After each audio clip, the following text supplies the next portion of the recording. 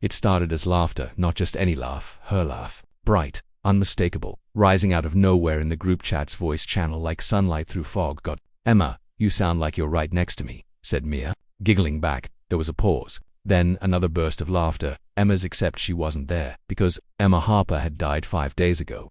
The group chat had existed for years, a small circle of friends who'd met during university. Mia, Jonah, Luke, and Emma. They'd shared everything there. Bad dates, stupid memes, plans that never quite happened. When Emma's car went off the road during a storm, their chat had gone silent for days, until tonight. Mia had opened the app out of habit, scrolling through old messages. Then the green dot appeared beside Emma's name. Online active. Jonah had typed first. "Jonah, guys, Luke, is anyone else seeing that? Mia, this isn't funny. Who's using her account?" Then came the voice. "You're still awake." Emma's voice. Soft, familiar, a little distorted, followed by that laugh, the one Mia could never mistake. Her throat tightened. "Emma," she whispered, forgetting she wasn't unmuted.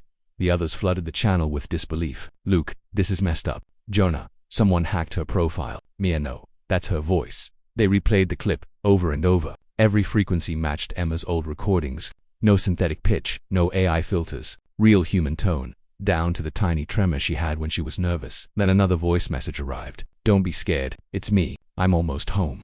Mia didn't sleep that night. She sat in the dark, staring at the glowing screen. Emma's avatar pulsed faintly, active, typing, stopping, typing again. Then a new file appeared. A short video. Emma's face filled the frame, smiling faintly. "It's strange," she said, "being in between. The city doesn't look real anymore, but I can hear you all, clearer than ever."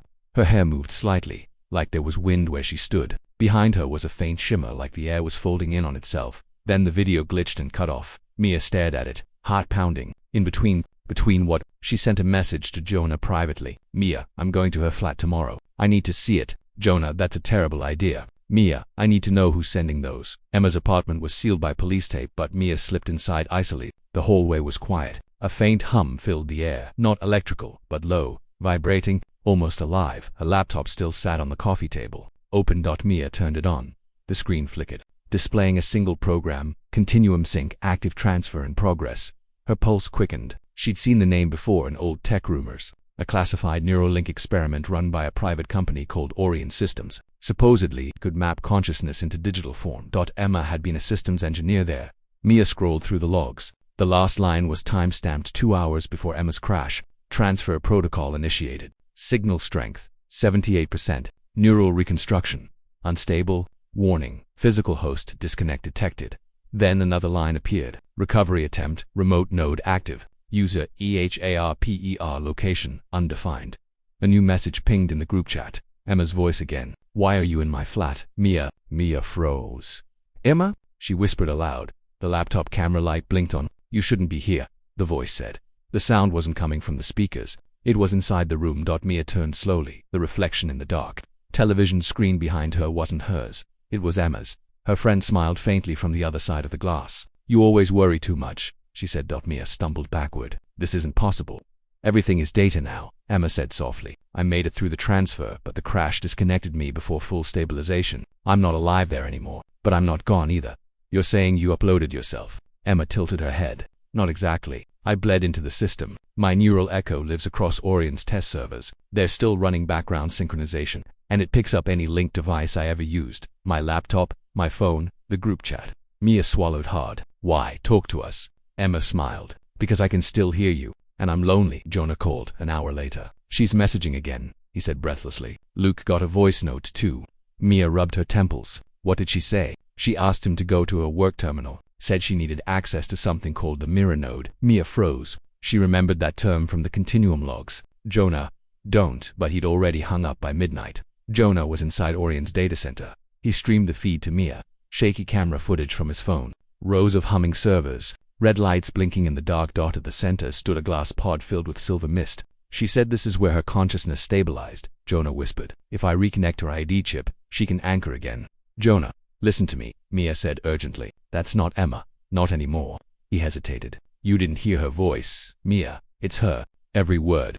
"Jonah," he reached toward the pod. The mist pulsed.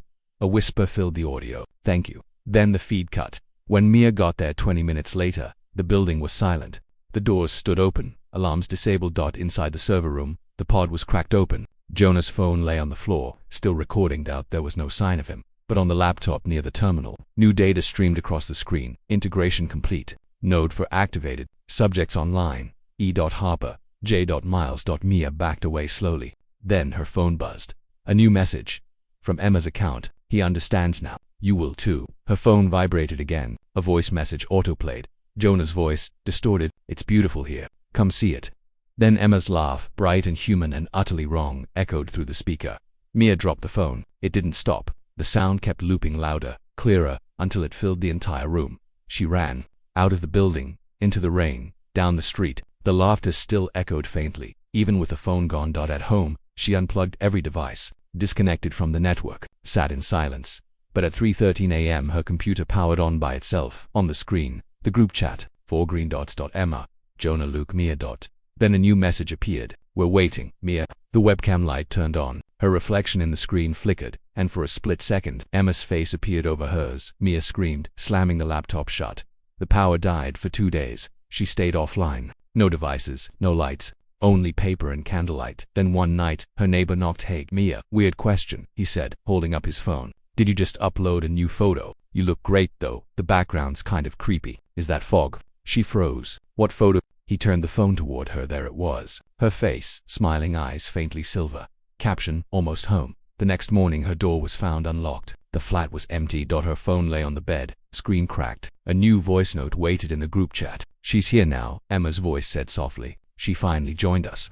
Laughter followed. 4 overlapping voices, echoing, digital, alive, then silence. Weeks later, the Orion Systems servers were seized by the government. Inside, investigators found partial neural maps of over 200 individuals, each labeled Recovered Echo. Among them were 4 complete profiles, still active. Their digital environments showed traces of shared conversation, laughter, and voice messages, a continuous loop, endlessly repeating the same laugh echoing through the data.